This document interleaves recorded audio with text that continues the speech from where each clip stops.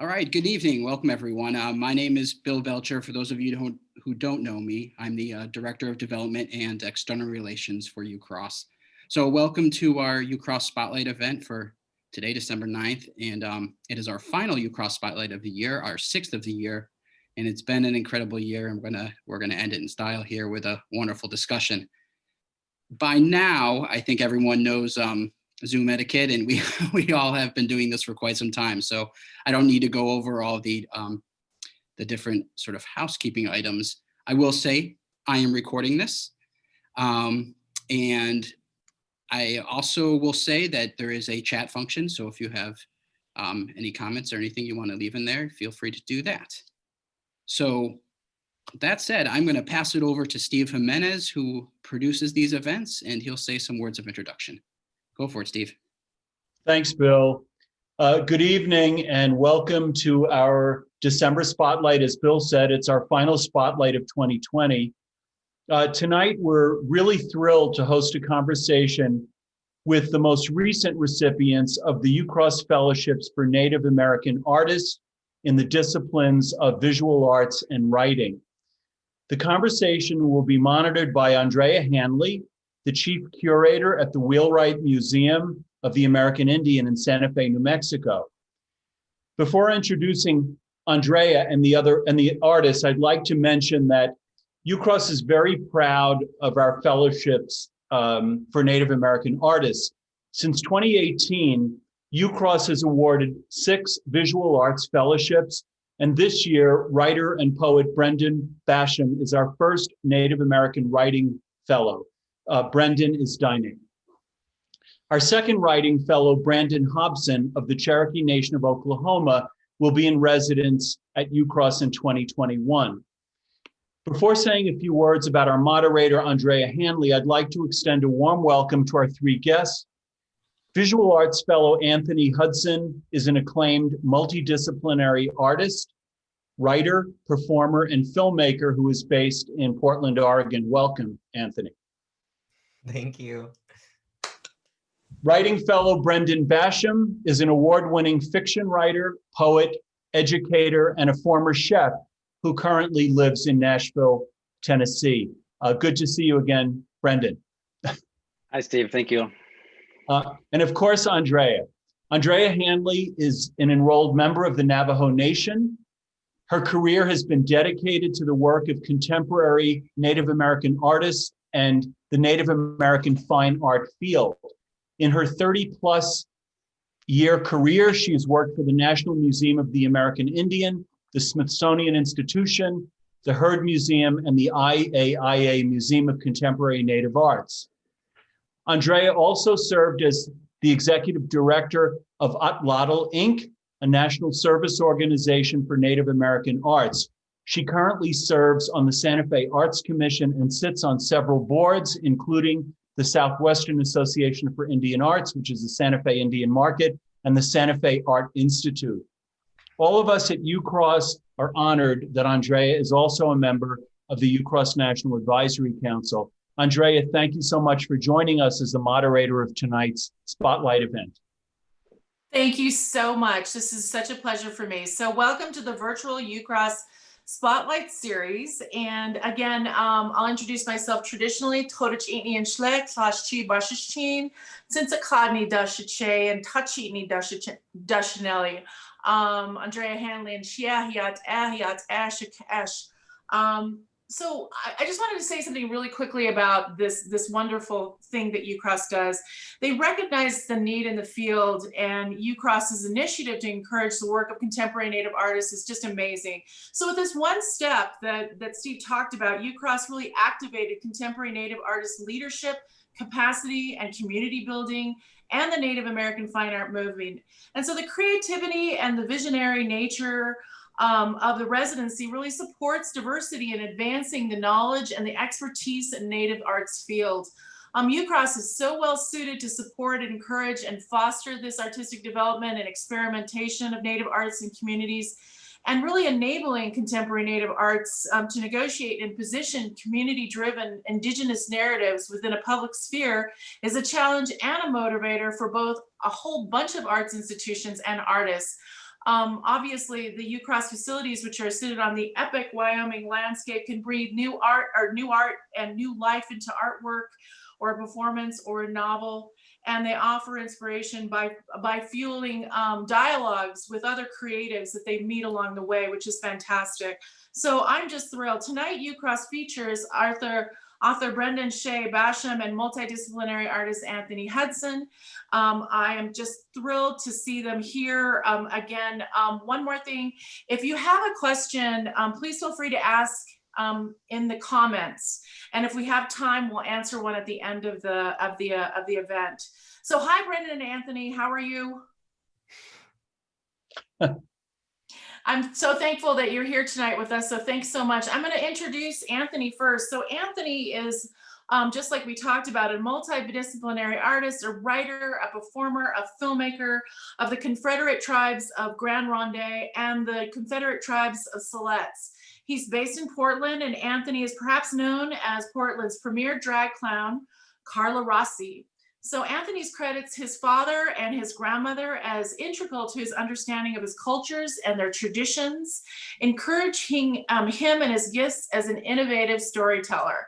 Personified as Carla Rossi or Anthony, the ultimate objective of their work is to create new realities and alternatives and models for living in the hopes of healing ourselves and those around us. So through Carla, the trickster stories that Anthony's grandmother used to tell are channeled, updated, and enhanced. Anthony's honors include a 2018 National Artist Fellowship from the Native Arts and Cultures Foundation and a 2019 Oregon Arts Commission Artist Fellowship. He was also a 2018 Western Art Alliance Native Launchpad Artist. A theater performance actually this year include the Carla Rossi Experience 2020 Reflections of Native Voices Festival at La Mama in New York City. Anthony holds a Bachelor of Fine Arts and Intermedia from the Pacific Northwest College of Art.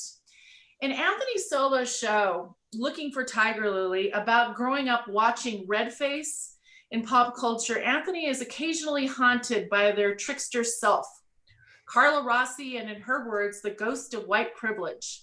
In this animated sequence, Carla tries and fails miserably to explain blood quantum laws. Roll the tape.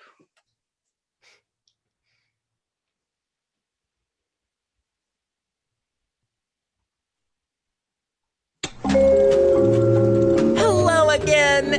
Did someone order a Deus Ex Machina? I don't even know what that is. Yeah, I'm just kidding, Anthony. I'm just joshing you. You're doing great. But, you know, you could have tried just a little bronzer just to sell it more, just like all those Puerto Ricans in West Side Story. Now, I hear many of you asking, say, Carla, what makes up a person? Well, DNA, that's what. What makes up a Native American? Fry bread? Sure. A lifetime of poverty and invisibility with a side of government cheese?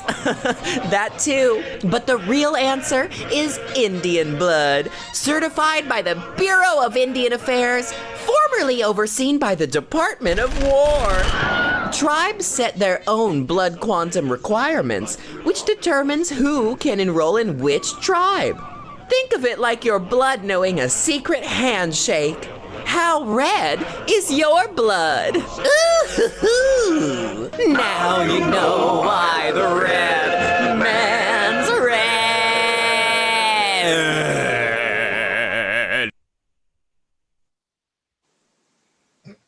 Oh my God, that was awesome. He's a lot. Carla's a lot. That was fantastic. Wonderful. We're going to have to talk so much more about this, but I love how you talk about Carla as a tool for critique. Yeah, absolutely.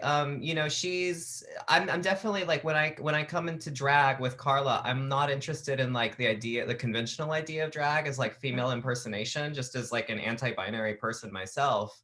I'm interested in how do I do drag and take all of the signals and cues of what whiteness is, what otherness is, what male or female is, And how do I mix that all up visually on a living thing? And so someone, when they see Carla walking down the street, I want them to be as confused by her as I am about myself at all times as a German and native and queer person who feels like I fail to fit into boxes. So she's my way of kind of negotiating it all publicly. Oh, that's fantastic. So let me get to the other guest. That's Brendan Shea Basham. Welcome, Brendan. Now, I have a really nice little story about Brendan. It looks as though our mothers worked together back in the 70s at what was called Navajo Community College, and now it's called Diné College. And so it goes way back with Navajos, but there's always a connection there between us, which is fantastic. So Brendan is a fiction writer, a poet, an educator, and a former chef, just like we talked about. He was born in Alaska and raised in Northern Arizona. He is Diné.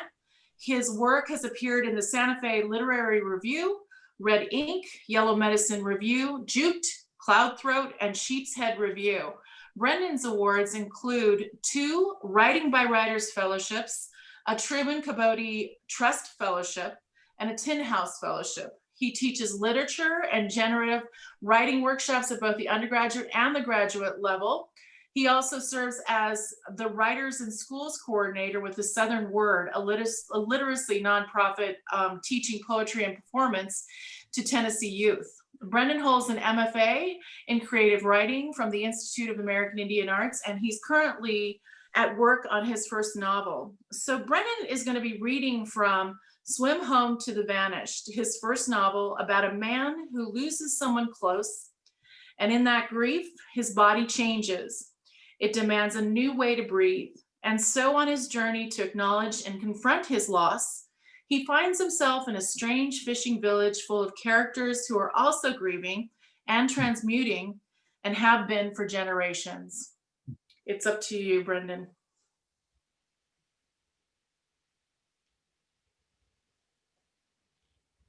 I think Brendan's on mute. Thanks, Andrea. Yeah,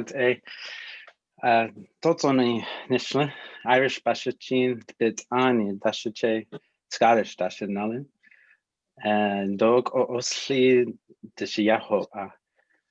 I'm going to read a short little excerpt from this book, which I just turned in final draft to my agent. Sometimes Damien imagines grief like it's stuck in your throat and you can't swallow or cough it up. And you can breathe, but only barely. The thing in your throat is not sharp or a loogie. It is not some foreign object or food or a hair or a fly. It is not your tongue or the words you can't say or a tooth.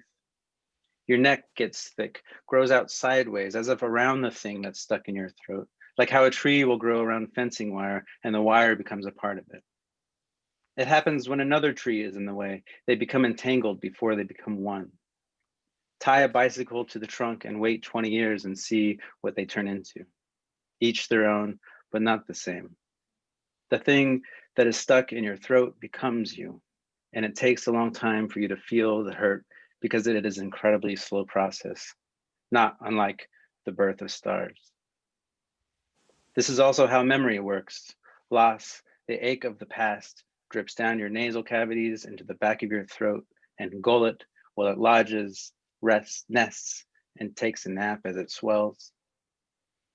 How else could he explain it? You can't eat a fish whole and expect it to slide on down to where it's supposed to go for proper digestion. You can't wash it down with liquor. No medicinal syrup can loosen the phlegm. No smoke from tobacco or weed will whisk away its bitter sting.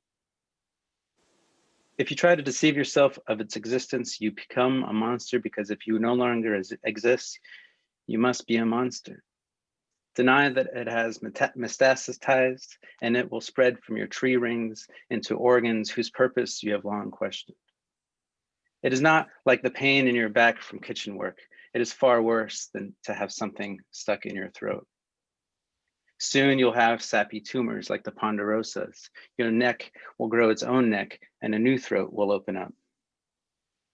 But that's not how it works. Or it is, but growing another throat won't remove the hurt. if you grow around the thing and it grows into you, resisting makes it hurt worse. There's no removing the thing in your throat. You live with it, you die with it. Perhaps you find a new way to breathe, but the thing will still be in your body.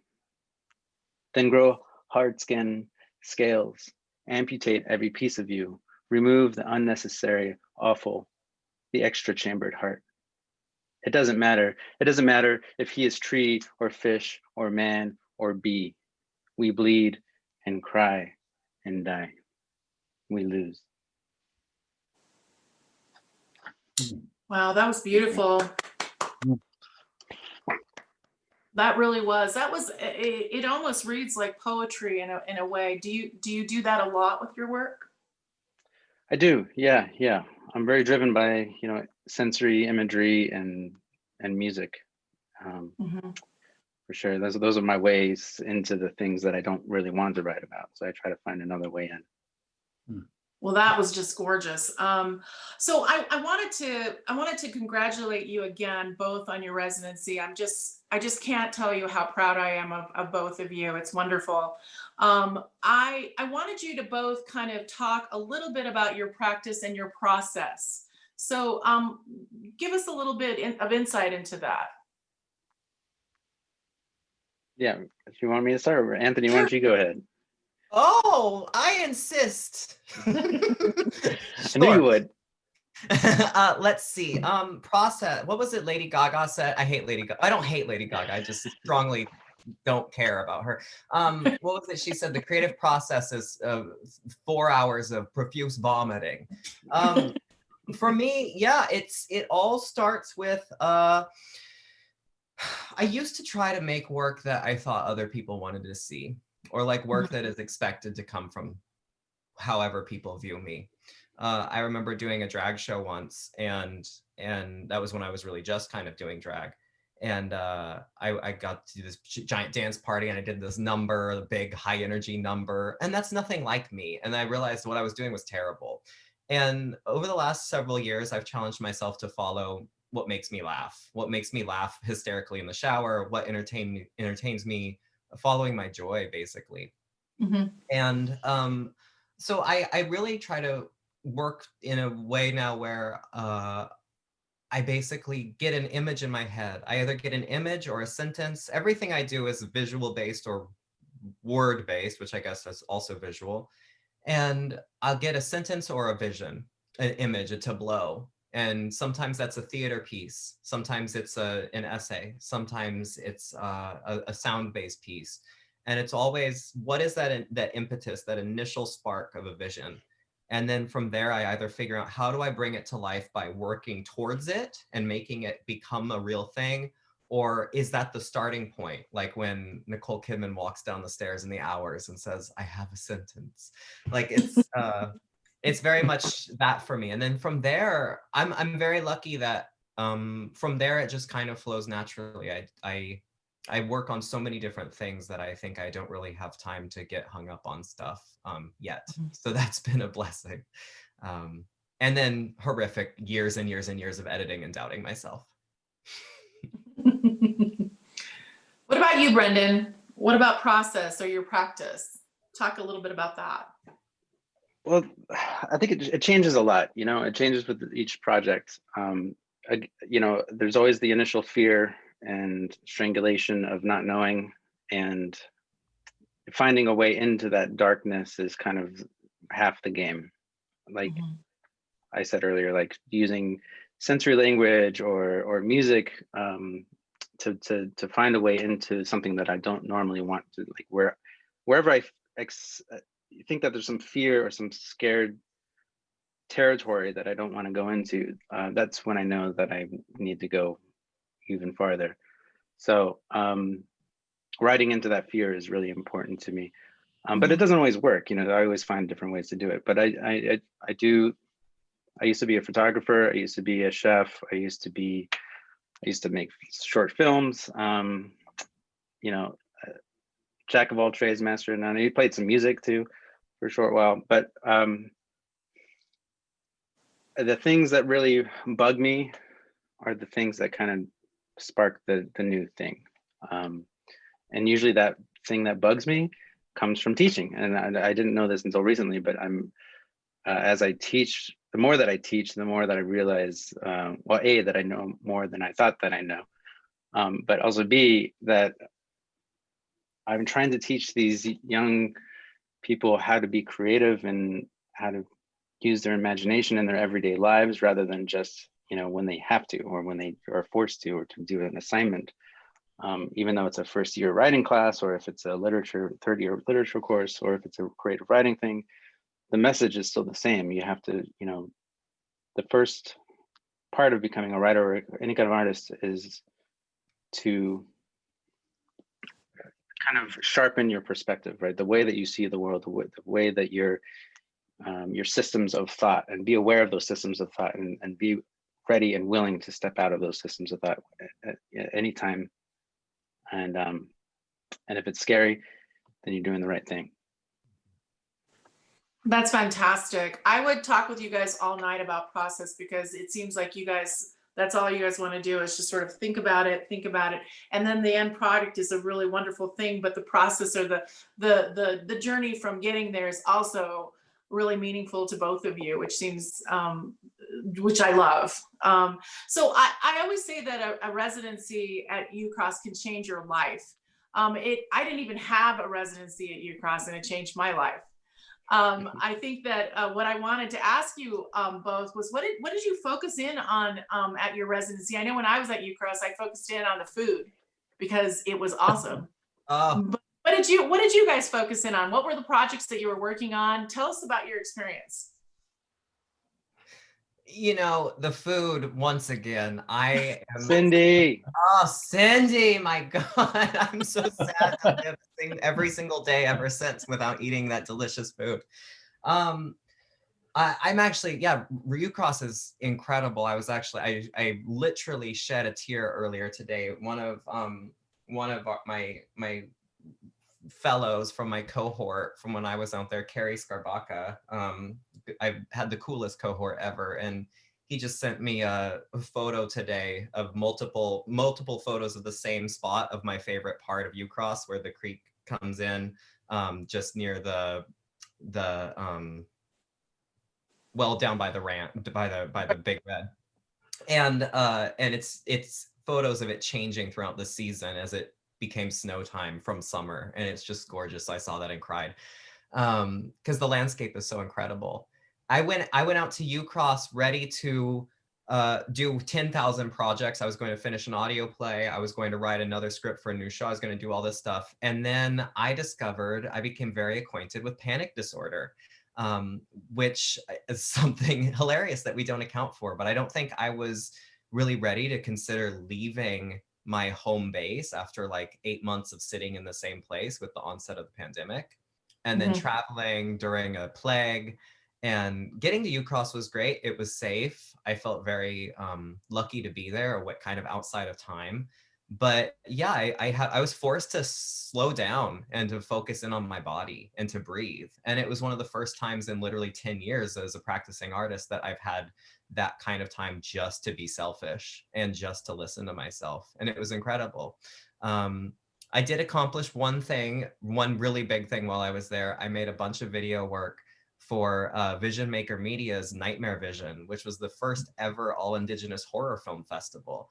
And Carla hosted it, Elvira style, and that all came out of Ucross in my little studio that I covered in Halloween decorations. So it was really lovely. That's that fantastic. Sounds awesome. My process was a little bit different, maybe. Or at Ucross anyway.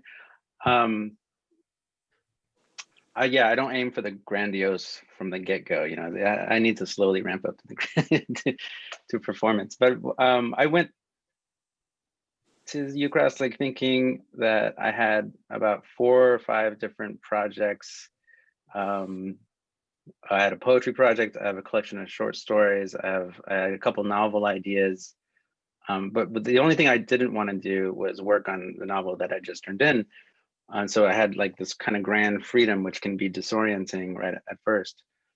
And so I started doing a lot of research into a company that was kind of like this Blackwater type of private security firm, and which took me to mining corporations around the world, which took me into learning about all these other organizations that they were taking advantage of, and most of these mining companies were doing work on indigenous lands all over the world, which of course brings me full background to where I started, which is back to the res, and to the uranium mines, and to about 521 open mines still currently on the Navajo Nation, with years and years and years of just destruction and death and sickness in those areas on the reservation. And there's Andrea, you probably know this, but everyone I think that I know in my family knows someone who's died of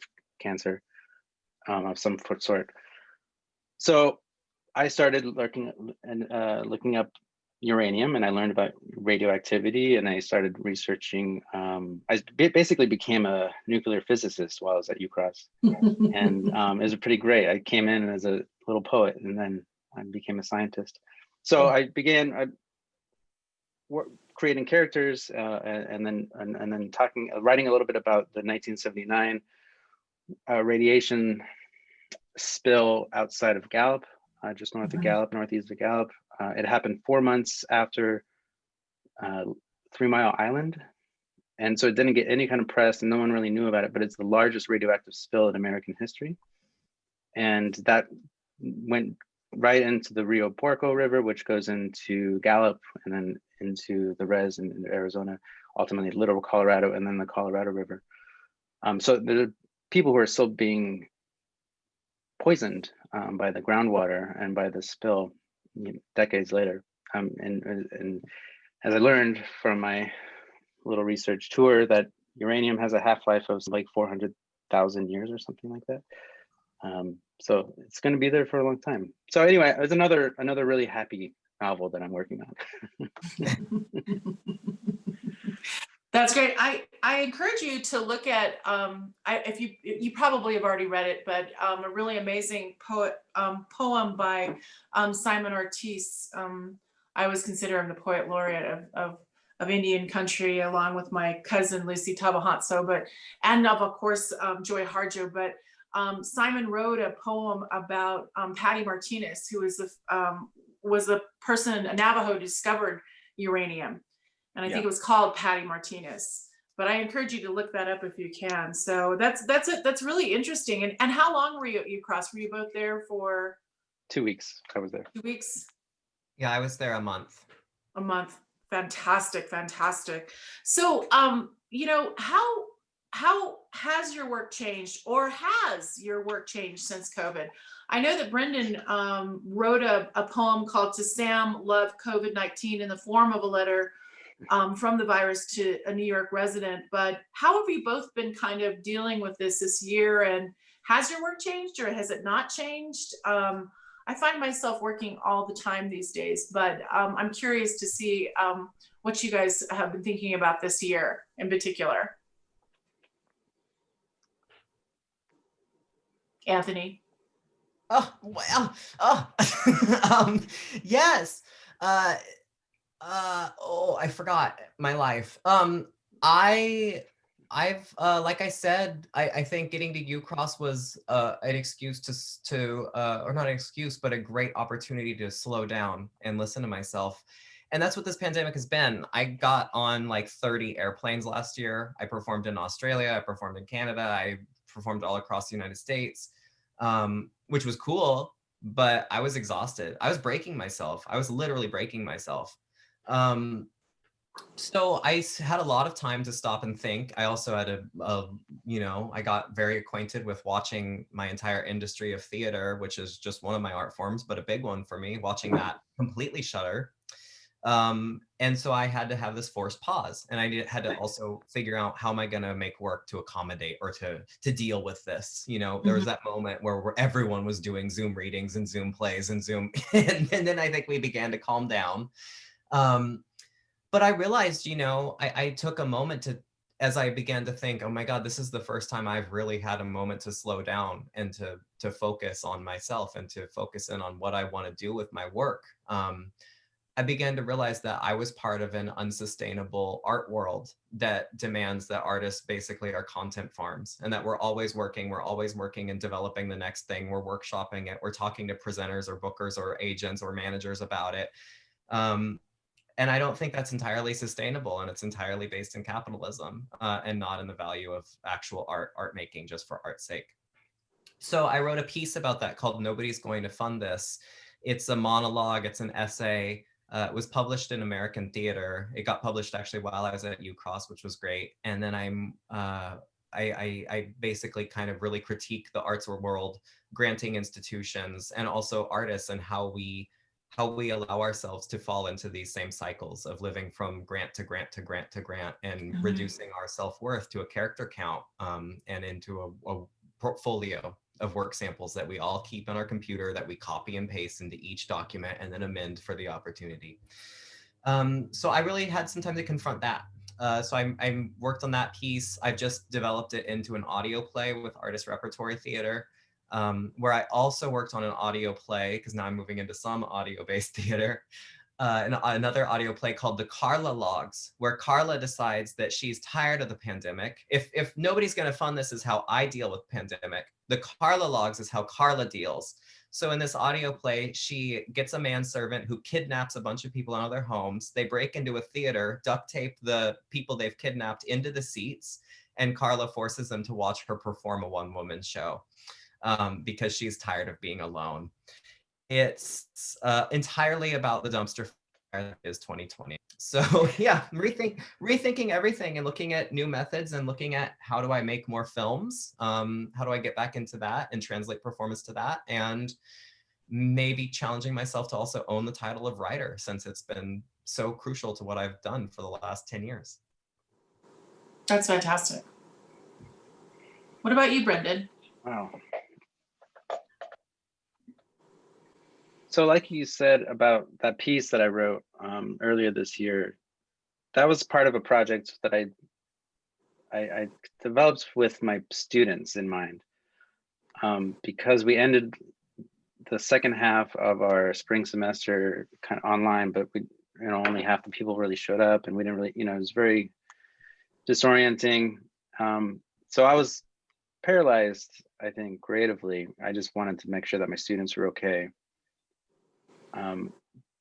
But on one hand, I'm okay with being locked up indoors and like being surrounded with my books, and it gives me time to write when I don't have a chance to write.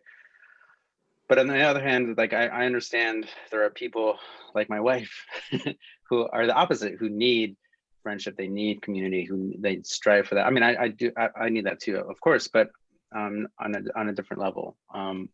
So getting my students to write letters to each other during the time when they all had to be indoors and they couldn't be in school, and like it gave them a lot of comfort. A lot of them had never written a real letter before, so that was really exciting. And the letters, I first started with them like kind of talking about their own lives, but also it started more asking questions for each other, and that's when the community really happened, was when they started asking questions of each other, and so that was one little project, and so I started writing to my friends as well in the form of COVID-19. That was my signature. And he's a very sarcastic little asshole. He's not very fun to be around. So anyway, the summer changed because we had all this freedom and I can travel, and we ended up going to my parents' place out down near Rama, New Mexico. Camps out for a month, and it was nice to be with family and be like in this very secluded little area where there's nobody around at all, and just helping be around my family. And then once school started again, the same thing. Just I was still working, finishing up the last edits of my novel, but also really worried about my students, and that's a very surprising thing. Like I didn't really expect to care so much, I guess.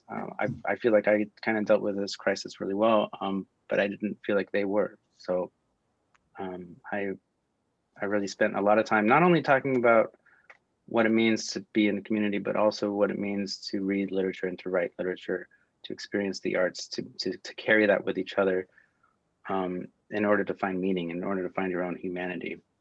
And they felt a lot of comfort. They found a lot of comfort in that process. And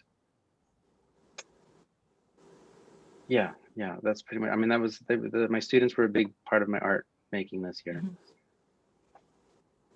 That's wonderful. Well, I'm looking at the time and I'm thinking, my gosh, is it almost time for us to end? But I was hoping that some of our audience would have a question for these two wonderful men.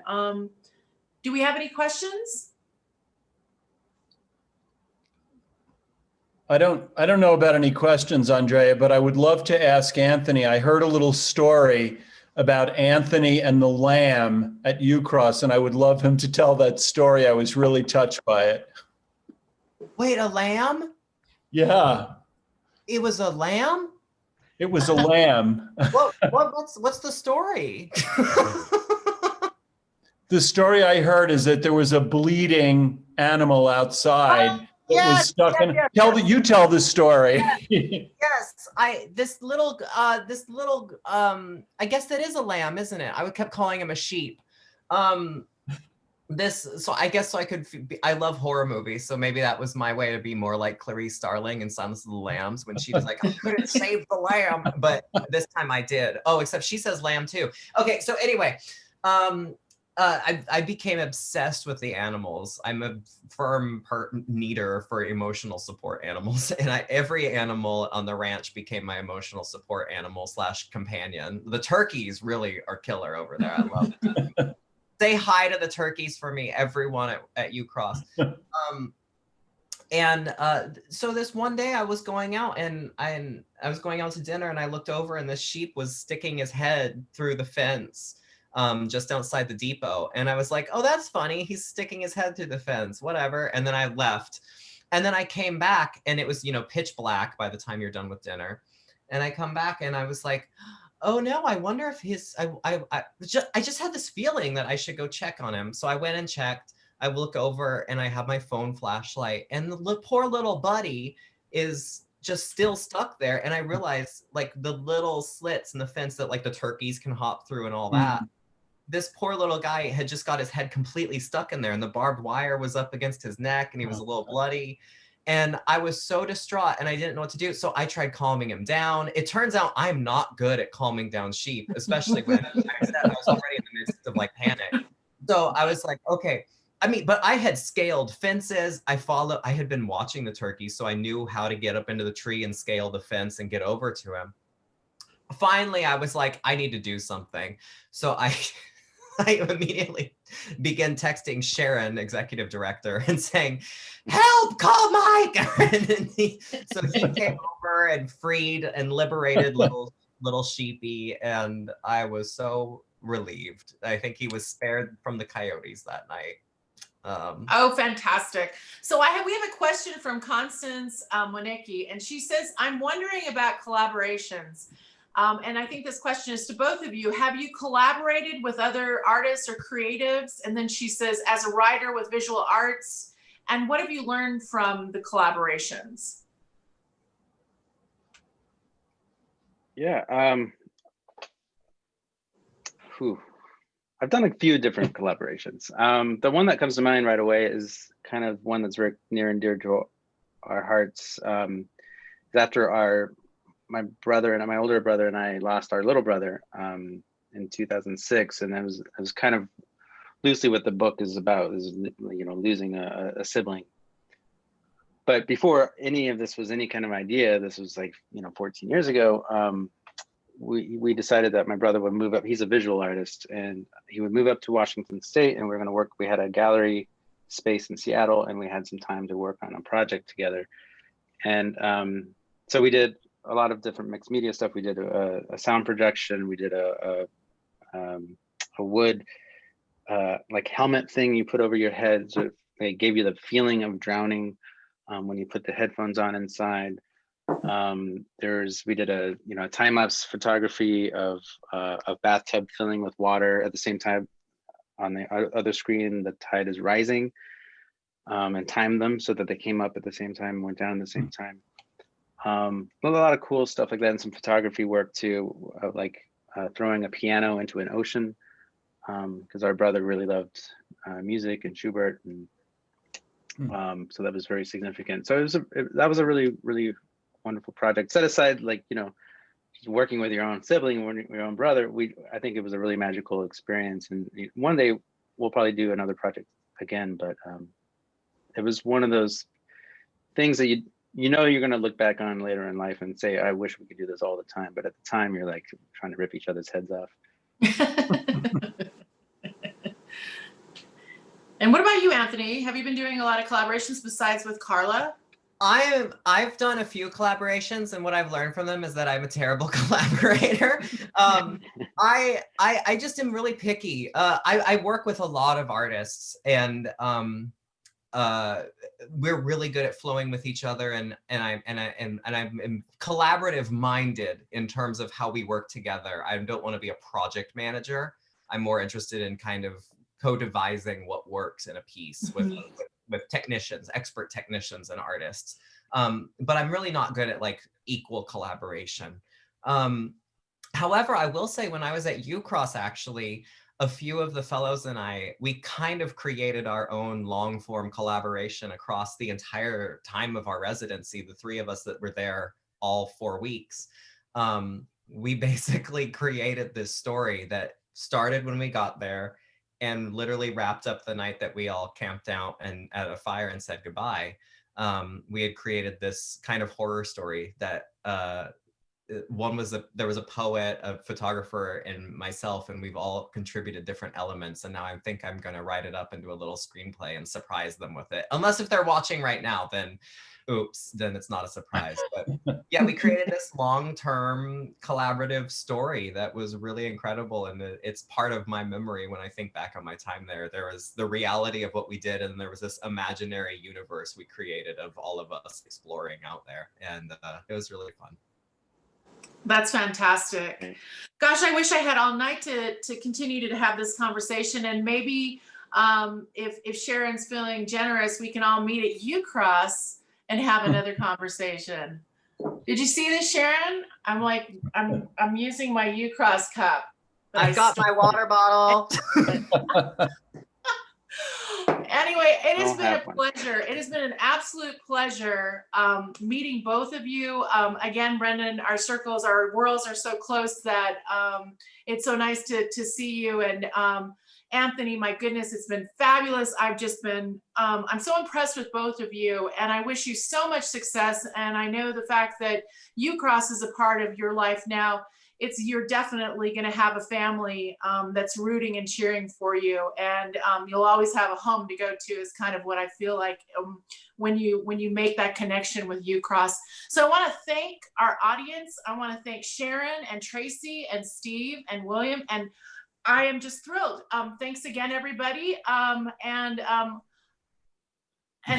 appreciate again everyone being here tonight, and have a great weekend and holiday. And hopefully we'll get to see you, I don't know, in the new year. Hopefully it's going to be a great New Year's. So thanks again. Hope so. Thank you, Andrea. Thank you, Steve and Tracy and Sharon again. I hope to see you soon. Thank you all. Thank you all. And I just wanted to say, as we wrap up here and we close this off in our last spotlight of the year, I want to thank all of our Ucross sponsors as well, Ucross Spotlight sponsors who've made this happen throughout the year. So that's Deb and Ed Kaler, Steve Jimenez and Miles Ferris, Carolyn Easton and Jim Rubin, and of course the Ucross Board of Trustees and staff, Sharon and Tracy, for making all of this happen, as well as Steve, who I'm going to pass it to right now for a final goodbye. Yeah, I just wanted to say that we have another spotlight coming up at the end of January with two brothers that are amazing musicians, the Lazures, and stay tuned for that. And I just wanted to thank you, Anthony, for just a remarkable conversation. Although it was brief, just really enjoyed learning more about your work. And Brendan, wonderful to see you, and good luck with the novel. And Andrea, thank you so much. We really appreciate you. Absolutely. Everyone- Thank you. I appreciate all of you. So great to see everybody. Everyone stay healthy, and happy holiday and happy new year, and to be continued soon. Thank you so much. Bye. Take Keep care. in touch, Anthony, Brendan. Keep in touch with me. Okay. Bye.